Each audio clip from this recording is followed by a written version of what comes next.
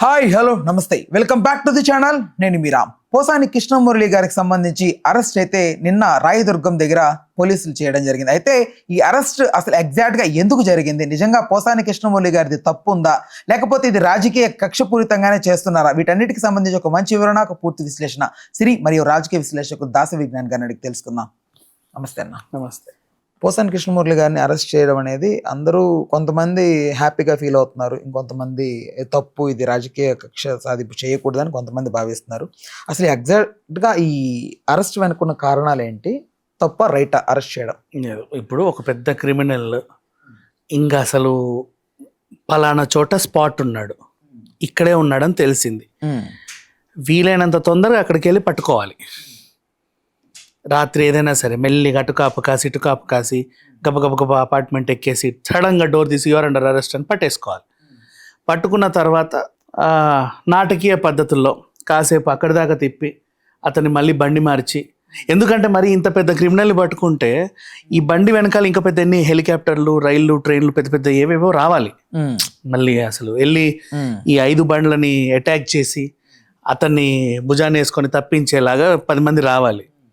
So ఇలా వస్తారేమో అని చెప్పేసి ఇంటర్నేషనల్ క్రిమినల్ని వెంటనే ఏం చేశారు, కొంచెం దూరం వెళ్ళాక బండ్లు మార్చారు, మళ్ళీ రూట్లు మార్చారు, మళ్ళీ బండ్లు, అలా నైట్ అంతా అటు తిప్పి తిప్పి తిప్పి తిప్పి తిప్పి లాస్ట్కి చాలా ఎమర్జెన్సీగా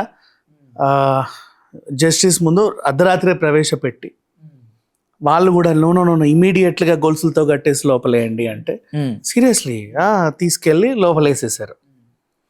ఇప్పుడు ఇంత పెద్ద ఇంటర్నేషనల్ క్రిమినల్ అంటే ఇంకా వదిలేస్తే తను ఇంకా దేశం దాటిపోతే ఇంకా మనం మళ్ళీ పట్టుకోలేము. ఇది సీరియస్ గా జరిగిందా?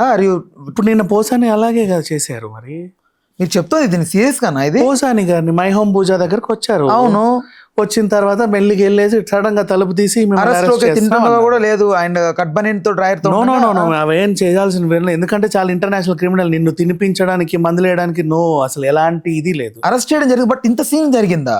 రాత్రిపూట బండ్లలో తిప్పి ఈ బండి నుంచి ఆ బండి మార్చి, ఆ బండి నుంచి ఈ బండి మార్చి, తర్వాత రాత్రే హడావిడిగా జస్టిస్ ముందు నిలబెట్టి అక్కడే వాళ్ళు అసలు ఏదో జరిగినట్టుగా తీర్పిచ్చేసి 14 days రిమాండ్కి తరలించండి అంటే చాలా ఇదిగా పైనుంచి హెలికాప్టర్లు వస్తాయా, దూరం నుంచి బుల్లెట్లు వస్తాయా చూసుకుంటూ చాలా జాగ్రత్తగా జైలుకి తరలించారు. This is what happened. So ఇప్పుడు ఈ ఇంటర్నేషనల్ క్రిమినల్ చేసిన నేరం ఏంటి?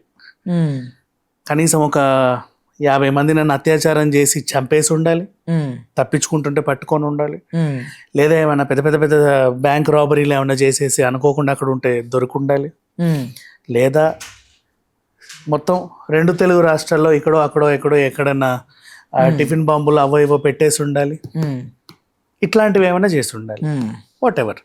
బట్ దీంట్లో ఆయన ఏం చేశాడు, చేస్తుంటే చెప్పాలి కదా. ఆయన గత ప్రభుత్వాన్ని సపోర్ట్ చేయడమేనా?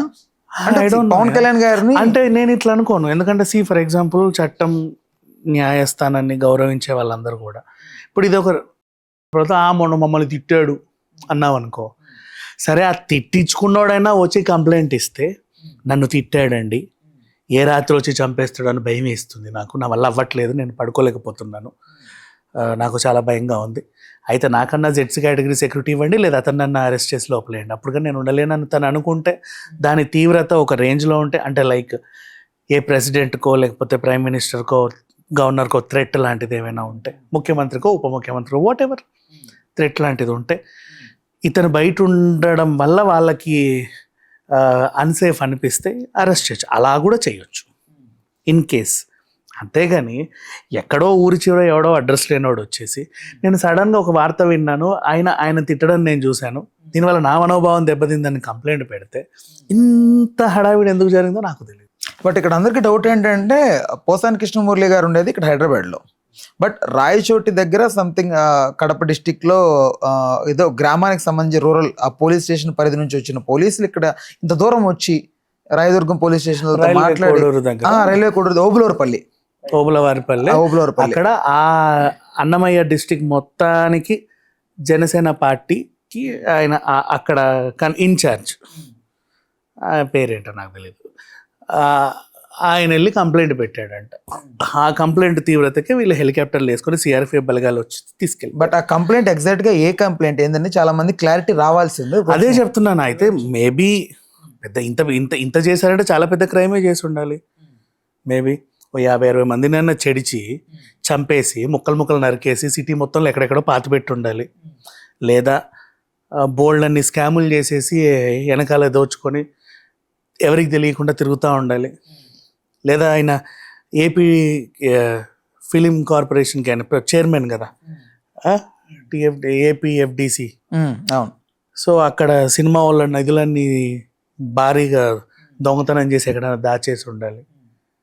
ఇప్పుడు పట్టుకోకపోతే మరి ఏ విదేశ రంగమే ఆంధ్రాలో లేదు, మరి ఏం చేస్తున్నాం. అదే ఇప్పుడు ఒకవేళ పట్టుకోకపోతే ఏ దుబాయ్కో ఏ అమెరికాకో పారిపోతే మళ్ళీ పట్టుకోలేం కదా.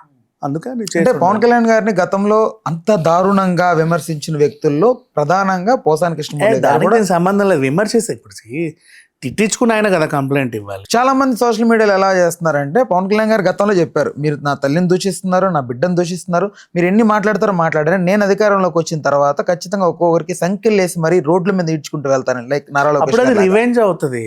ఇప్పుడు అదే అంటున్నారు అందరూ. పవన్ కళ్యాణ్ గారు పవన్ కళ్యాణ్ రివెంజ్ అనే హ్యాష్ ట్యాగ్ రన్ అవుతోంది. రివెంజ్ అంటే న్యాయస్థానాన్ని అగౌరవపరిచినట్టే. న్యాయస్థానం ఎప్పుడు రివెంజ్ తీర్చుకోదు. రివెంజ్ అనేది పవన్ కళ్యాణ్ గారు లేకపోతే అందరినీ సైనికులను తీసుకెళ్లి ఇంటి దగ్గర అట్లా కాదు కదా. ఎలా రివెంజ్ తీర్చుకోవాలో అలా తీర్చుకుంటున్నారని కొంతమంది Pawan Kalyan revenge hashtag run అర్థం కాల. కోర్టు కానీ పోలీసులు కానీ రివెంజ్ తీర్చుకుంటే ఇంకా న్యాయస్థానం మీద అందరికి గౌరవం పోద్ది. ఖచ్చితంగా ఇంకా అదేంటి ఆర్మీ పాలన వస్తుంది, హిట్లర్ పాలన. అంతే, ఆర్మీ పాలించాలి ఇంకా రాష్ట్రాలని. ఎందుకంటే మరి ఎవరు ఎన్నికైతే వాళ్ళందరూ రివెంజ్లు తీర్చుకుంటూ జనాలందరినీ అరెస్ట్ చేస్తున్నారు అంటే ఖచ్చితంగా ఆర్మీ పాలనే వస్తుంది. గవర్నర్ పాలన కూడా కాదు, ఆర్మీ పాలనే వస్తుంది. నేనైతే అనుకోను ఇదంతా ట్రాష్. పోసాని గారు చాలా పెద్ద నేరం ఏదో చేశారు. అవును, కనీసం చాలా పెద్ద పెద్ద స్కామ్లు ఏవో చేశారు. నన్ను అడిగితే 100-200 చంపేసి తలలు మొండాలన్నీ వేరు చేసి ఎక్కడో పాతి పెట్టి ఉంటాడు. ఇప్పుడు పట్టుకోకపోతే ఇంకెప్పుడు పట్టుకోలేవు, అందుకని చెప్పి అరెస్ట్ చేశారు. అదే జరుగుంటది. ఈ కక్ష సాధింపు అయితే కాదు, పొలిటికల్ ఎజెండా లేదు, న్యాయస్థానానికి కక్ష సాధింపు ఉండదు. నో, న్యాయస్థానం గురించి కాదు నేను అంటూ. న్యాయస్థానం గురించే మాట్లాడాలి, ఇంకెవరి గురించో నాకు అనవసరం ఇక్కడ.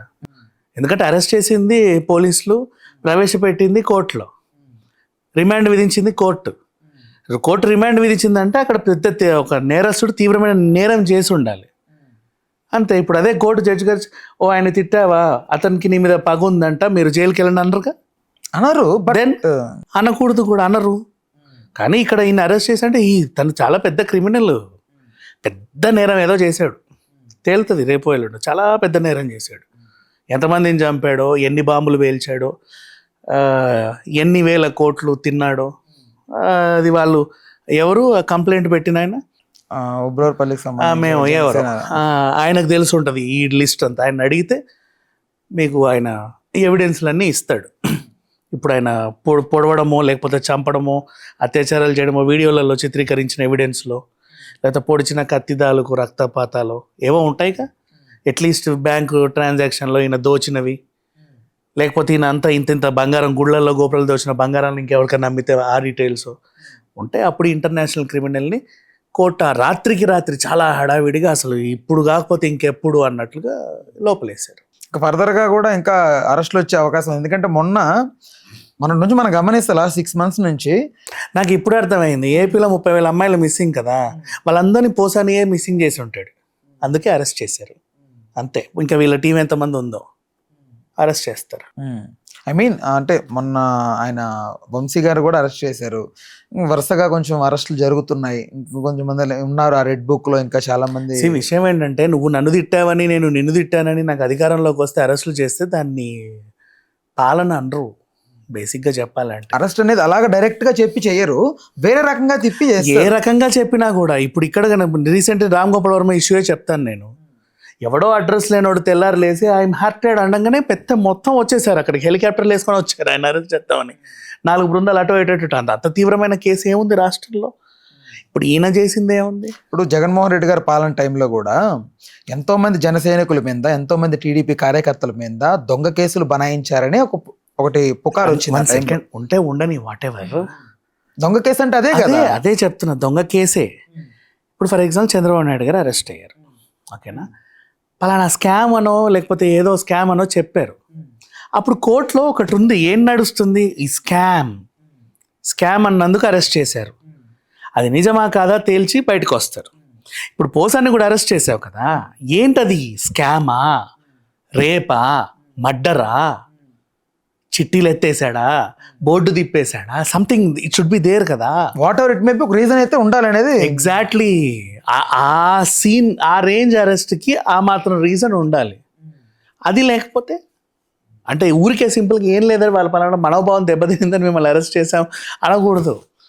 అంత రాత్రి పూట వచ్చి అరెస్ట్ చేయాల్సిన అవసరం లేదు, అన్ని బండ్లు మార్చి తీయాల్సిన అవసరము లేదు. బట్ ఫ్రాంక్గా మాట్లాడుకుంటే 90% ఆఫ్ ది తెలుగు పీపుల్ అందరికీ కూడా ఇది ఖచ్చితంగా అంటే రాజకీయ కక్షపూరితంగానే అరెస్ట్ జరుగుతుంది, అరెస్టులన్నీ కూడా ఇలాగే వాళ్ళందరూ చేస్తున్నారని ఖచ్చితంగా అందరూ ఫీల్ అవుతున్నారని బయట తెలుస్తోంది ఈ మొత్తం సోషల్ మీడియా. నాకైతే దీని మీద ఎలాంటి అభిప్రాయం లేదు. ఈ రేంజ్ అరెస్ట్ జరిగిందంటే ఆయన ఆ రేంజ్ నేరం చేసి ఉండాలి అంతే. ఆ రేంజ్ నేరం చేసుంటేనే ఈ రేంజ్ అరెస్ట్ కూడా జరగాలి. అది కాదు అని తెలిస్తే కనుక మొత్తం ఇంకా ప్రజలకి న్యాయస్థానం మీద, చట్టం మీద గౌరవం పోద్ది. ఆర్మీ పాలనే వస్తుంది, లేక ఇంకేమైనా పాలన వస్తుందో, లేకపోతే వీళ్ళందరూ కలిసి అసలు మాకు ఈ దేశమే వద్దని చెప్పి వదిలి ఇంకెక్కడికన్నా వెళ్ళిపోతారో తెలియదు. రైట్, ఓకే అన్న. ఒకవేళ కారణం తెలిసిన రోజున మళ్ళీ దీనికి సంబంధించి ఇంకొక వివరణ అందించేందుకు ప్లాన్ చేద్దాం. Right, thanks for the time, thanks for information.